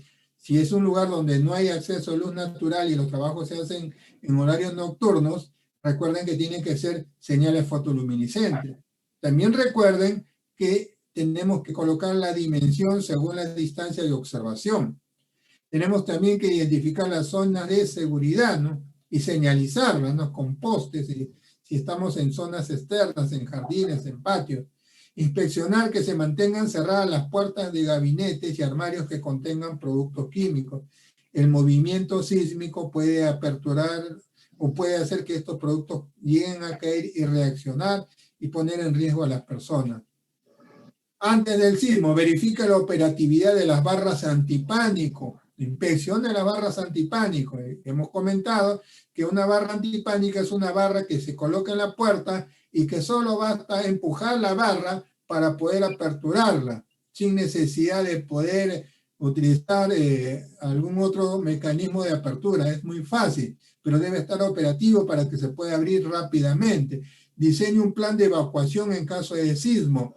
Capacite a los trabajadores sobre el rol en el plan de evacuación. Esto también es muy importante, porque de nada sirve que yo pueda tener el mejor plan de evacuación si es que las personas que forman parte de la empresa no saben cómo utilizarlo, no saben cuáles son los procedimientos, no saben la ruta, no saben cómo actuar ante una situación de emergencia, ¿no? Entonces es importante que una vez diseñado el plan de evacuación deba pasar por un programa de capacitación a todo el personal de forma general, para que ellos puedan saber cómo evacuar y realizar simulacros, ¿no? Los simulacros, ¿para qué nos sirven? Los simulacros no solamente nos sirven para poder saber cómo actuar ante una situación de emergencia. Los simulacros nos sirven también para detectar errores que podamos cometer en el diseño de los planes de evacuación. Pero una cosa es hacerlo en papel y otra cosa en la práctica. Y la mejor forma de evaluar lo que está en papel es a través de los simulacros, ¿no? A pesar de que la evaluación de mayor nivel lo voy a tener ante una situación real, pero los simulacros nos aproximan a esa situación real y nos permiten identificar qué debemos cambiar. Planifiquen la realización de simulacros a lo largo del año con sus respectivas evaluaciones para determinar su efectividad, ¿no? A pesar de que no muchas personas se comprometen en la participación de los simulacros, y hay veces algunos le dan la importancia del caso y algunos ni siquiera participan, pero el hecho de hacer simulacros constantes hacen que la persona, sin darse cuenta, interiorice las acciones que debe realizar ante una situación de emergencia. Recuerdo mucho una oportunidad que tuve de trabajar en una empresa, un operador logístico, que almacenaba materiales peligrosos, todo tipo de materiales, diversos tipos de materiales, salvo los explosivos y los radiactivos nomás no almacenaba, pero lo demás almacenaba, ¿no? Entonces, tenían almacenes inmensos, RAS que medían 12 metros, 14 metros de altura, ¿no? Que almacenaban productos diversos, ¿no? Y personas que trabajaban dentro de los almacenes. Y nosotros hacíamos alrededor de 4 simulacros a lo largo del año. Y la gente se incomodaba, ¿no? Por cada simulacro, pero ya hemos hecho, otra vez vamos a hacer, pierde tiempo, nos dificulta nuestros trabajos y etcétera. Siempre había los mismos mensajes, ¿no? Pero aún así, igual teníamos que realizarlo, ¿no? 3 años realizando simulacros, ¿ya? Si hablamos de 4 por año y 3 años, son 12 simulacros que se realizaron. A pesar de que las personas no le daban la importancia o había mucha resistencia a participar en estos simulacros porque se realizaban con mucha frecuencia, hubo un temblor bastante fuerte en Lima, ¿no? Que se produjo en la zona de Ica, Cañete, Chincha, que produjo destrucción, mucha destrucción por ahí, pero en Lima se sintió con mucha fuerza. Entonces, cuando ocurrió eso habrá ocurrido alrededor de 6:15, más o menos, no recuerdo, porque me acuerdo que en esa época estaba estudiando administración de empresas y estaba por el óvalo de Miraflores, y se produce el movimiento sísmico bastante fuerte. Luego de haber hecho las coordinaciones, porque yo era en ese entonces jefe de seguridad, para verificar que no había habido muchos daños y cuáles habían sido los problemas que había habido en planta, verificar cómo estaba mi familia también en ese entonces. Entonces, una vez culminado el día siguiente, yo llego y le pido los videos de las cámaras de seguridad, ¿no? De los almacenes, porque como son almacenes, uno de sus principales riesgos son los robos. Entonces, por todos lados habían instalado cámaras de vigilancia, ¿no? Y al revisar las cámaras de vigilancia, fue lo más gratificante que uno puede tener, ¿no? Uno que hace seguridad, ¿no? Es ver que las personas cumplen sin necesidad de haber tenido ahí un supervisor o un brigadista que le digan qué hacer, cómo, hacia dónde tienen que ir, dónde reunirse, por qué ruta evacuar, todos como si fueran soldaditos dirigiéndose en fila india por la ruta de evacuación y hacia el punto de zona segura. Es el resultado de los simulacros. Los simulacros nos permiten, justamente nos permiten los simulacros tener esa respuesta, a pesar de que no hay en el momento que se dan los simulacros el interés, pero cuántas veces se realiza que las personas en una situación de emergencia ya saben cómo actuar, y eso es lo que ocurrió, ¿no? Entonces, por eso es importante mantener siempre los simulacros a lo largo del año, ¿no? Efectúe con el personal los simulacros respectivos en los turnos de trabajo, no solamente hay que hacerlo en el turno de día, ¿no? Si la empresa tiene 3 turnos, hay que hacerlo en 3 turnos. Y si vamos a hacer un simulacro, busquemos la situación más real. Yo me acuerdo que cuando hacía mis simulacros, era una empresa grande que estaba en la avenida Gambetta, y yo me encontraba frente al aeropuerto, y al momento de hacer el simulacro, le hacía el simulacro el 24 de diciembre a las 11:20, o 11:30 le hacía el simulacro, 11:30 de la noche, cuando todos estaban listos para la Navidad, o le realizaba el simulacro el fin de año, en el último día del año. Igual, cuarto para las 12, para iniciar el próximo año, le hacía un simulacro. ¿Por qué en las situaciones donde las personas tenían el exceso de confianza? Era un turno, en el turno de noche, era un turno en el cual las personas se despreocupaban y no estaban muy alerta ante una situación de emergencia. Entonces yo le hacía esos simulacros, no por fastidiarlos, sino los hacía simulacros para que ellos, en situaciones críticas, vean su reacción y poder hacer las correcciones. Y ante una situación de emergencia, en cualquier horario, cualquier fecha, ellos puedan estar preparados. Distribuye los muebles para evitar obstaculizar las zonas de evacuación, especialmente en los corredores, ingresos y salidas. Identifique los equipos de emergencia a ser trasladados, ¿no? O sea, las mochilas de emergencia que deben estar listas, que como mínimo debe tener linternas, radios, equipos de comunicación, agua, artículos de higiene, mantas de abrigo, silbatos, cuchillo multiuso, ¿no? Que pueda ser utilizado posteriormente a la situación de sismo, ¿no? A la vez tenemos que transportar el botiquín y los extintores en caso se pueda producir un amago de incendio hacia las zonas seguras y tenerlo listo en caso sea necesario.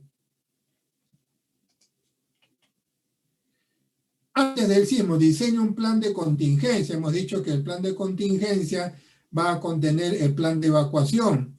Y dentro del plan de contingencia, las medidas de las situaciones de emergencia que hay que contemplar va a ser según el tipo de riesgo que pueda tener la empresa. El plan de contingencia también va a tener acciones de control de derrames, si hablamos de materiales peligrosos, de acciones de primeros auxilios, de organización, cómo está organizado. Más adelante vamos a ver una estructura de un plan de contingencia.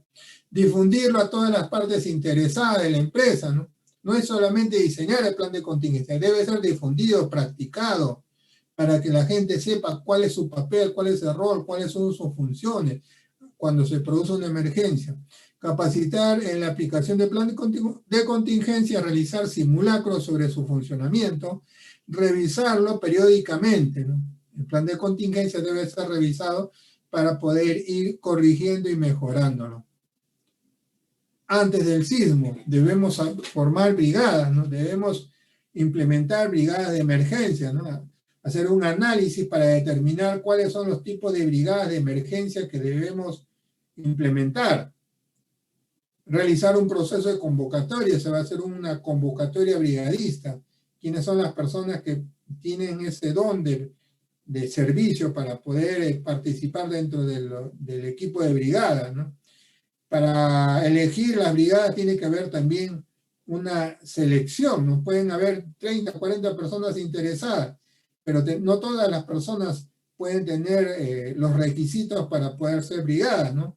Dentro de esa selección va a haber una evaluación psicológica.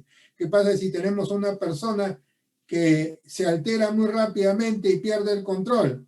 Y si a esta persona lo colocamos como una brigada de evacuación, en vez de ayudar a evacuar, va a generar problemas porque va a tener un ataque de pánico, ¿no? Y es la brigada de evacuación, tenemos que evaluarlo psicológicamente. Tenemos que tener evaluación médica, no podemos tener una persona que tiene problemas respiratorios o problemas cardíacos o como una brigada de rescate. Si ese rescate se realiza en situaciones de fuga de productos químicos o incendio, la persona se expone a gases, no va a tener la misma resistencia su organismo por tener la dificultad en su salud, ¿no? Producto de los problemas cardíacos que puede tener, ¿no? Si la persona tiene ataque, si tiene asma, ¿no? Por ejemplo, no puede ser una brigada de evacuación, ¿no? Entonces debe haber una evaluación médica para determinar si la persona está apta, ¿no? Evaluar el conocimiento, ¿no? De preferencia personas que tengan cierto conocimiento de respuesta a emergencia. De preferencia digo porque si yo tengo la vocación y las brigadas van a pasar por un proceso de capacitación y entrenamiento, entonces basta la vocación, ¿no? Pero si ya tienen el conocimiento mejor, aceleran ese proceso, especializan más a la persona. Y las brigadas tienen que tener una preparación física. Yo no voy a poner una brigada de rescate a una persona que con la justa está, ni siquiera puede con su cuerpo. Entonces la brigada de rescate debe pasar por un entrenamiento físico porque van a cargar personas, van a romper puertas para poder salvar a personas. Entonces tiene que haber un entrenamiento físico constante. Establecer un programa de entrenamiento en la brigada de emergencia para poder actuar ante diversas situaciones de emergencia que pueden darse en la empresa. Distribuirlo según turno, horas de trabajo y sede, ¿no? Si la empresa tiene 3, 4 sedes, hay que distribuirlo en las 4 sedes. Si la empresa maneja primero, segundo, tercer turno, hay que organizar de tal forma que en cada uno de los turnos y sedes cuenten con un equipo mínimo de brigadistas que puedan actuar ante una situación de emergencia.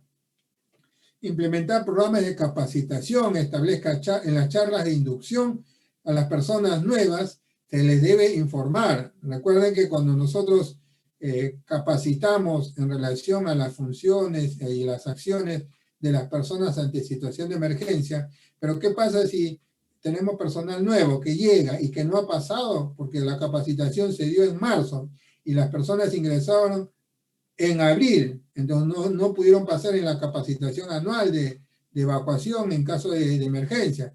Entonces estas personas dentro de la inducción se debe establecer también las pautas en caso de situaciones de emergencia. Establezcan los programas de capacitación según los tipos de emergencia, ¿no? Que pueden presentarse, ¿no? Emergencia de incendios, de sismos, derrame de productos químicos, emergencias médicas, y evalúe para ver cuánto ha captado a las personas. Implemente a la vez también programas de inspección que establezcan identificar situaciones que pueden dificultar el proceso de evacuación, ¿no? En qué condición se encuentran las luces de emergencia, las señales estroboscópicas, los parlantes de evacuación, la señalización, los pasamanos, los peldaños antideslizantes, etcétera, ¿no? Y levantar las observaciones, no solamente debe quedar en inspección, debe levantarse a lo más próximo, porque una emergencia se puede dar en cualquier momento. Verificar si el levantamiento de las observaciones corrigieron la situación riesgosa. Una vez que han sido inspeccionadas y se llevó a la práctica, hay que verificar si esa corrección corrigió la posibilidad de dificultad ante una situación de evacuación, ¿no? Durante el sismo ya. Durante el sismo, ¿qué es lo que debemos hacer? Lo primero que se debe hacer durante el sismo es mantener la calma en todo momento. ¿Ya? Uno debe mantener la calma para evitar el pánico, ¿no? Si uno pierde el control, si es brigadista, pierde el control, imagínense todas las demás personas que están esperanzados en uno, que lo va a orientar, que los va a ayudar, ¿no? Controlando a las personas alteradas, van a haber personas que pierdan el control. Entonces, hay que ver la forma de cómo controlar. Por eso es importante que las brigadas de evacuación pasen también por un proceso de entrenamiento psicológico, ¿no? Donde puedan controlar a personas que pierden el control producto de una situación de emergencia.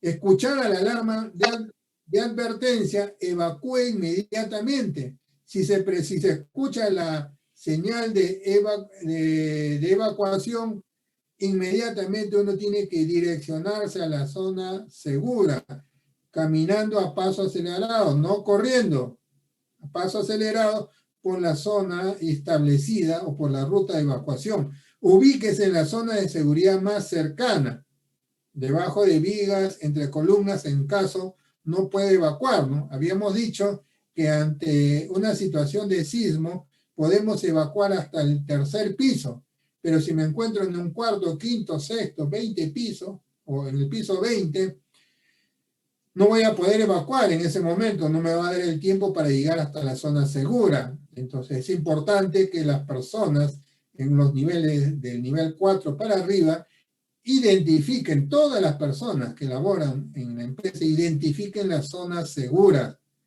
como son columnas, como es a la altura del ascensor también, entonces a la altura de las puertas, son zonas seguras que hay que uno identificarlos y señalizarlos para que las personas puedan direccionarse ahí y colocarse en esa zona que va a ser la más segura.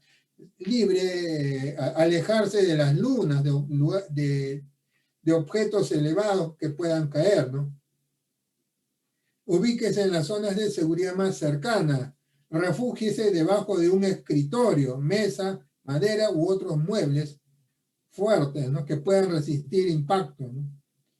Por aquí también hay algunas otras medidas que no han sido tomadas de forma directa por Defensa Civil, pero que todavía siguen en evaluación, ¿no? Lo que es conocido con el nombre del triángulo de vida, ¿no? El triángulo de vida dentro de nuestra legislación todavía no es incluida de forma oficial, ¿no? Mientras no es incluida, nosotros no podemos recomendarlo, ¿no? El triángulo de vida está basado en estadísticas donde se han producido derrumbes de edificios o instalaciones y donde han habido personas que han podido sobrevivir porque se han ubicado justo dentro de ese triángulo de vida. ¿Ya? Pero es una acción probabilística, no ha sido todavía tomado por nuestra legislación. Mientras tanto, nosotros siempre seguimos las recomendaciones que establece Defensa Civil, ¿no? De ubicarse en las zonas más de mayor seguridad, como son debajo de vigas, entre columnas, refugiándose debajo de escritorios, mesas de madera, otros muebles fuertes, si es que se encuentran en un cuarto o más pisos, ¿no?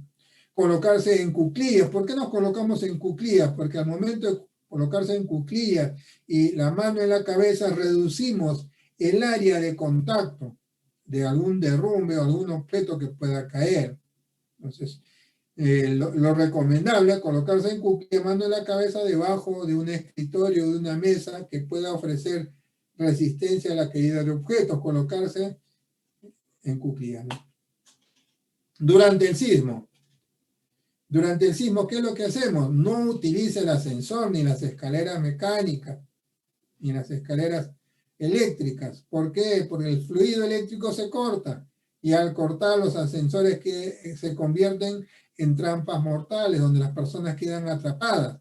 Si se encuentra en un edificio, solo descienda si se encuentra desde el primero hasta el tercer piso. Ya lo habíamos dicho, ¿no? Una vez culminado el sismo, descienda a las zonas de seguridad externa, sí y solo si las rutas de evacuación son seguras previa evacuación del personal, previa información o autorización del personal calificado. Entonces, una vez culminado el sismo, yo me encuentro en un cuarto, quinto, sexto, séptimo piso, podré evacuar, siempre y cuando el personal de brigada de la empresa o del edificio dé el visto bueno. Si yo trato de evacuar sin haber recibido una información previa a estas personas, puedo poner mi vida en riesgo. Pues las escaleras pueden encontrarse en un estado muy deteriorado, que al momento de bajar se puede producir un derrumbe. Entonces, es por eso que primero se busca el visto bueno de las personas calificadas para poder recién realizar la evacuación hacia la zona segura. Siga las instrucciones del personal de seguridad de su empresa o brigada de evacuación. Aléjese de los objetos por encima de su cabeza, ¿no? Que puedan caer, vidrios, armarios, estantes de libros. No corra desesperadamente, no grite, esté con actitudes, estas actitudes pueden generar pánico. Al momento de evacuar, ya si salgo de la instalación, debo tener en cuenta que los postes los cables pueden haberse dañado por el efecto del movimiento sísmico, ¿no? Al momento de evacuar salga sin cosas ni objetos. Primero es la vida. Si yo voy a buscar mi laptop, voy a buscar mi celular mientras voy y lo recojo, esos segundos que he perdido pueden ser fatales. Si se encuentra en la vía pública, aléjese de las edificaciones, postes, paredes, árboles, busque un lugar abierto. Si alguien cae durante la evacuación, ayúdenle levantándolo. A pesar de que la reacción humana es un poco cruel, ¿no? Porque ante una situación de emergencia, si hay una persona que cae, la reacción humana, el instinto de supervivencia, no le interesa si pasa pisando a esta persona, ¿no? Muchos ejemplos hemos tenido ante estas situaciones, en incendios que se han producido en discotecas, donde las personas han querido salir y ha habido personas que han muerto por estar aplastados por otras personas, ¿no? Porque al momento de caer, nadie quiso ayudar, nadie quiso darle la mano y todos pasaron por encima. En ambientes de edificaciones como las que vemos en la imagen, tenemos edificaciones con vidrios, ¿no? Estos vidrios son pesados, pueden romperse, pueden caer, ¿no? A pesar de que puedan tener láminas de seguridad para evitar de que puedan ocasionar cortes o puedan ser vidrios templados, pero el peso del vidrio desde el lugar donde cae puede ocasionar lesiones graves a las personas. Entonces, al momento de evacuar, yo no me voy a ubicar en zonas próximas a estas lunas. Tengo que alejarme a zonas muy distantes que reduzcan la posibilidad de impacto, ¿no? Con tranquilidad, abandone ordenadamente, ya una vez que ha culminado del sismo, no me quedo en la zona de riesgo en el edificio porque puede venirse abajo. Con tranquilidad voy a abandonar ordenadamente el lugar y dirígese hacia zona de áreas verdes externas, como vemos aquí. Acá hay una zona de área externa verde, donde los árboles están alejados y las edificaciones también, porque pueden producirse réplicas, y en las réplicas pueden haber nuevos derrumbes. Entonces es mejor yo ubicarme en esta zona despejada. Apártense de las construcciones dañadas. Si hay personas lesionadas y está preparado en primeros auxilios, atiéndelas. Si no está preparado, puedo agravar la situación de las personas. Ayude de preferencia a niños y ancianos o personas discapacitadas que tengan dificultad. Después del terremoto, las personas deben estar preparadas para recibir réplicas. Por eso es importante no regresar después del sismo al lugar, a la vivienda o al lugar de trabajo, salvo las recomendaciones de las brigadas de emergencia lo meriten o haya sido un sismo muy leve o la edificación no se haya dañado, ¿no? Si las recomendaciones establecidas o sigan las recomendaciones establecidas por Defensa Civil y autoridades de gobiernos locales, regionales o nacionales, manteniendo encendido la radio. Por eso dentro de las mochilas de emergencia es muy importante tener una radio con pilas o batería, porque cuando se produce un sismo se cortan las comunicaciones de celulares, se cortan las señales de internet, y entonces las señales que puedan estar todavía disponibles son señales de radio, y esas señales de radio nos ayudan a informar qué es lo que está pasando, qué es lo que debemos hacer, cuáles son las directivas de defensa civil, de la Marina de Guerra, si nos encontramos cerca del mar. A lo mejor se puede producir un tsunami y tenemos que evacuar. Y entonces, si no tenemos la radio encendida, no podemos estar informados, ¿no? Porque los tsunamis, dependiendo del lugar donde se ha producido el centro del sismo, el hipocentro del sismo, nos puede dar tiempo hasta 10 o 5 minutos para poder evacuar, ¿no? En ese tiempo nosotros podemos subir a lugares elevados para evitar quedar cubiertos por el tsunami. Verifique los daños de las edificaciones. Solicitar el apoyo de los equipos de respuesta a emergencia en caso sea necesario, en caso haya una persona atrapada, ¿no? Apoyar las acciones de los encargados de seguridad y brigadistas, ¿no? Probablemente no tengamos la cantidad suficiente de brigadistas, entonces es importante mantener siempre un apoyo de de parte de las personas. Después del sismo, la Brigada de Primeros Auxilios informa de cuántas personas deben recibir atención. Se contabiliza a las personas afectadas y se coordina la atención médica, establecer la necesidad de apoyo, medicinas, aguas, comida, personal médico de rescate, inspecciones si es que no hay fuga de gas o cables eléctricos energizados, que pueden convertirse también en trampas mortales. Muy bien, son las medidas que nosotros debemos contemplar ante una situación de sismo. En caso de incendio, nosotros vamos a repasar la teoría del triángulo de fuego y la teoría del tetraedro de fuego y algunas consideraciones más que nosotros debemos tener en cuenta, ¿no? En caso del triángulo de fuego nos dice que para que se produzca el fuego debe estar presente 3 elementos: el oxígeno, la temperatura y el combustible. El oxígeno en una cantidad mínima de 16%. El fuego, que puede producirse por calor, electricidad, llama abierta, y el material combustible, que puede estar en cualquiera de los 3 estados. E incluso puede estar en 2 o en 3 estados presentes, ¿no? Según la instalación en la cual uno se encuentra, ¿no? Lo más riesgoso siempre va a ser el estado gaseoso, porque en el estado líquido y el estado sólido requieren todavía ganar calor para poder desprender vapores inflamables, mientras que en los gases ya no necesitan ganar calor. Estos ya están en ese estado gaseoso, que al contacto con una fuente de calor y la cantidad de oxígeno puede ocasionar incendio. Esto es lo que nos dice el triángulo de fuego. A diferencia del tetraedro de fuego, el tetraedro de fuego nos añade un elemento adicional, que es la reacción en cadena.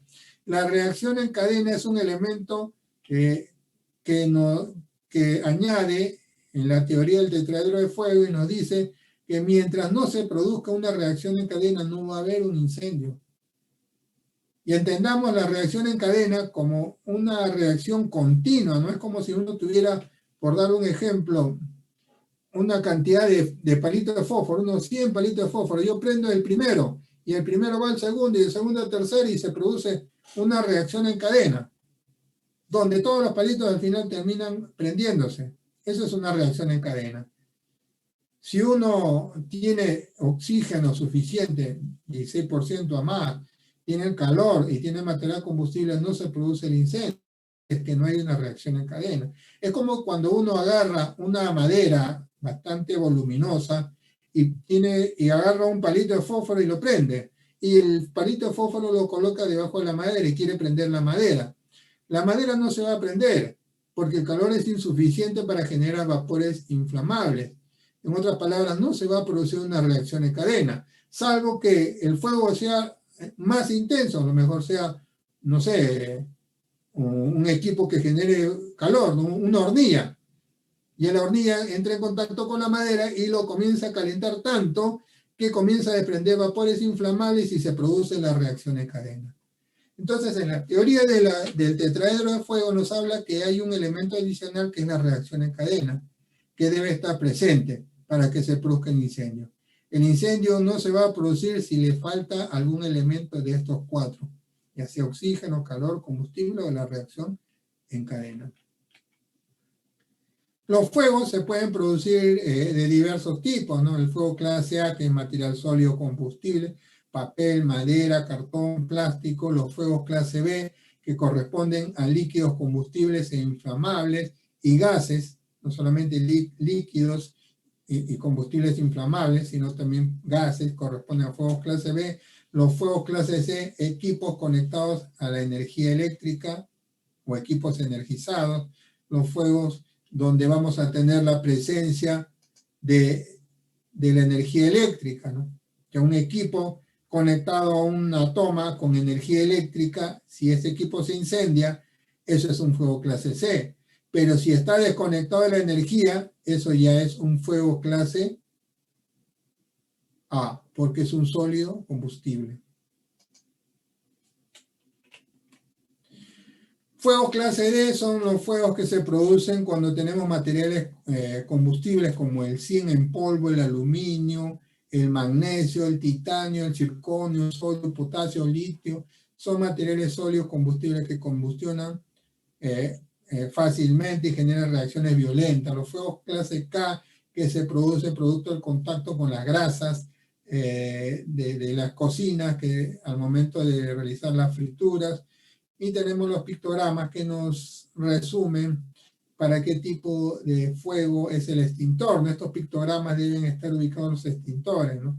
Por ejemplo, este pictograma me va a representar tres clases de fuego, fuego clase A, B y C.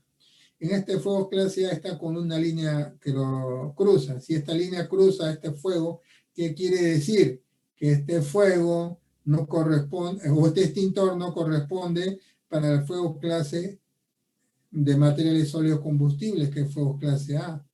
Pero sí corresponde para fuegos líquidos y gases y equipos energizados. Acá tenemos otra etiqueta. En esta otra etiqueta que tenemos, en esta otra etiqueta tenemos igual las tres clases de fuego, pero el fuego para líquidos y gases está con la línea roja y para equipos energizados está con la línea roja. ¿Qué quiere decir? Que solamente corresponde para fuegos clase A, no corresponde para fuegos clase B ni fuegos clase C.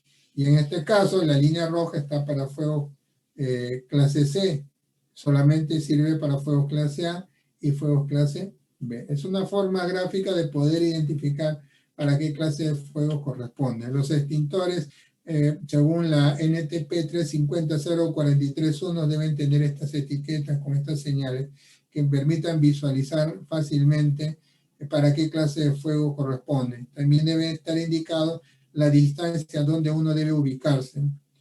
Tenemos los pictogramas de extintores y tenemos también algún sustento de cómo ese calor se va a transmitir en las edificaciones, en la industria o en los edificios, ¿no? Entonces lo que vamos a tener una transferencia de calor, el calor se transfiere por conducción. Cuando hablamos de conducción, pues es cuando hay un contacto directo, ¿no? El fuego se calienta acá, el calor se transfiere de un objeto a otro por contacto directo. Hay un contacto del fuego y este fuego se va extendiendo. La otra forma de calor es por radiación, ¿no? El calor se transmite a través del aire o algún otro flujo y es transportado hacia otros ambientes con materiales combustibles sin necesidad de entrar en contacto el fuego con el otro ambiente. A eso se llama transferencia por radiación. Y tenemos también la transferencia por convección, ¿no? Cuando el masas de aire caliente se desplazan a lugares distantes y producen que encuentran materiales altamente inflamables y se combustionan. Es otra forma de transferencia. Los extintores, vamos a tener extintores de dióxido de carbono o CO2 o estos extintores de gas carbónico o de dióxido de carbono son extintores que controlan el fuego por sofocación. ¿Qué quiere decir por sofocación? Que sofocan el fuego, ¿no? Vamos a tener unas imágenes de cómo controlamos el fuego, ¿no? La forma de aplicar el agente extintor, que es el CO2, es de forma intermitente. Su capacidad está entre 2.3 hasta 92 kilogramos de capacidad, ¿no?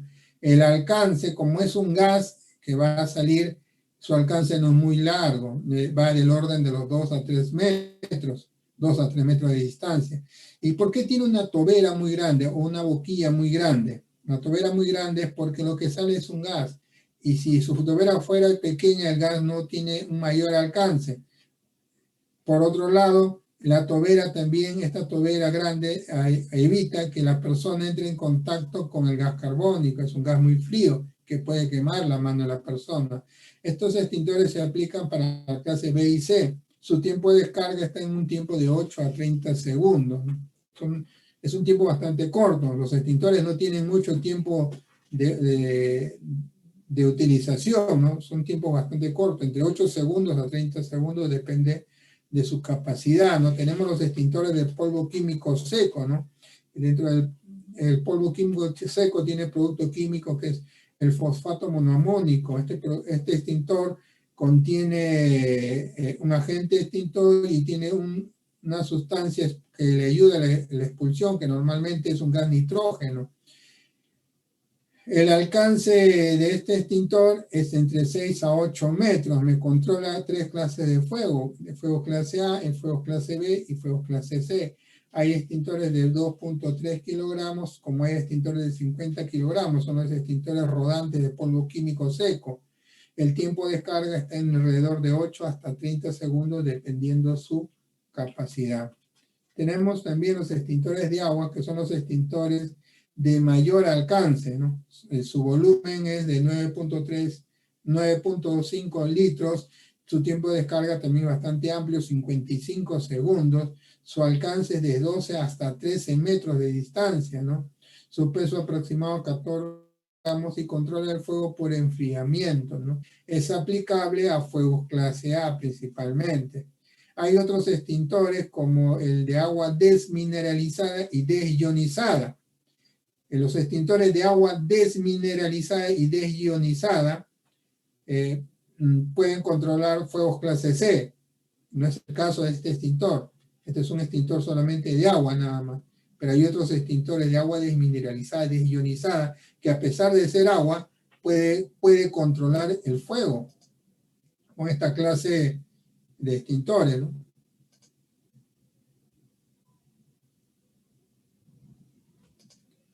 Entonces, en este tipo de extintor igual vamos a tener el agua y vamos a tener un gas que va a presurizar y va a expulsar, ¿no?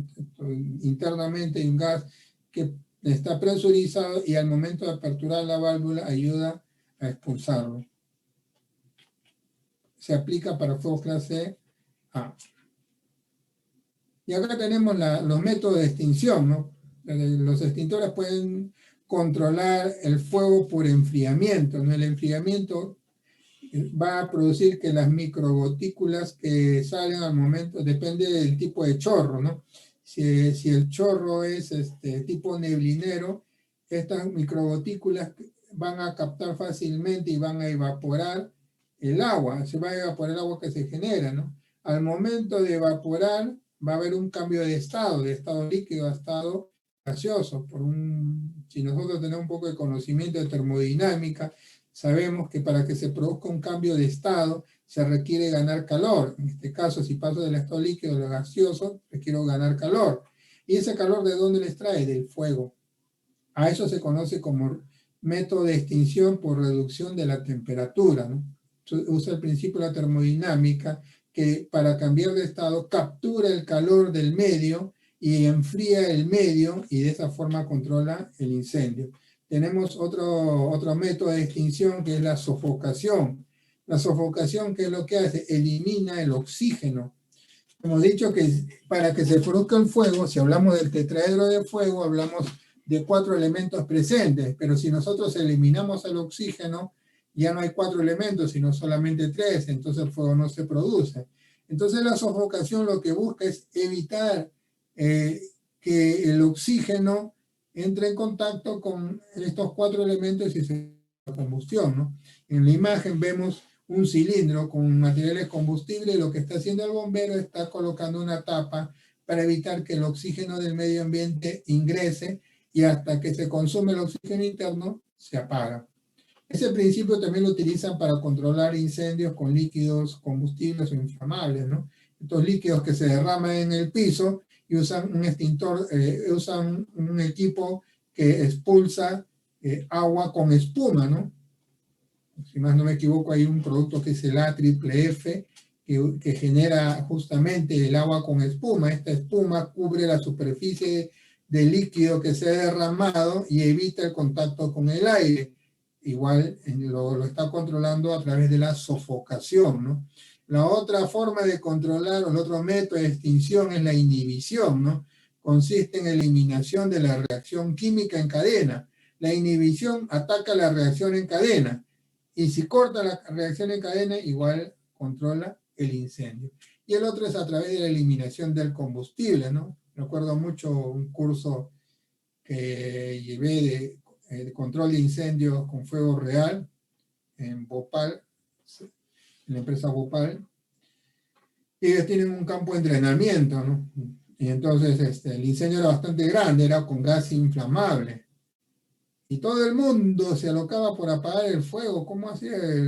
¿Bajo qué ángulo? 45 grados el agua, alta presión, baja presión, el neblinero. ¿Cómo utiliza el agua? ¿No? Todos rompiéndose la cabeza. Y termina el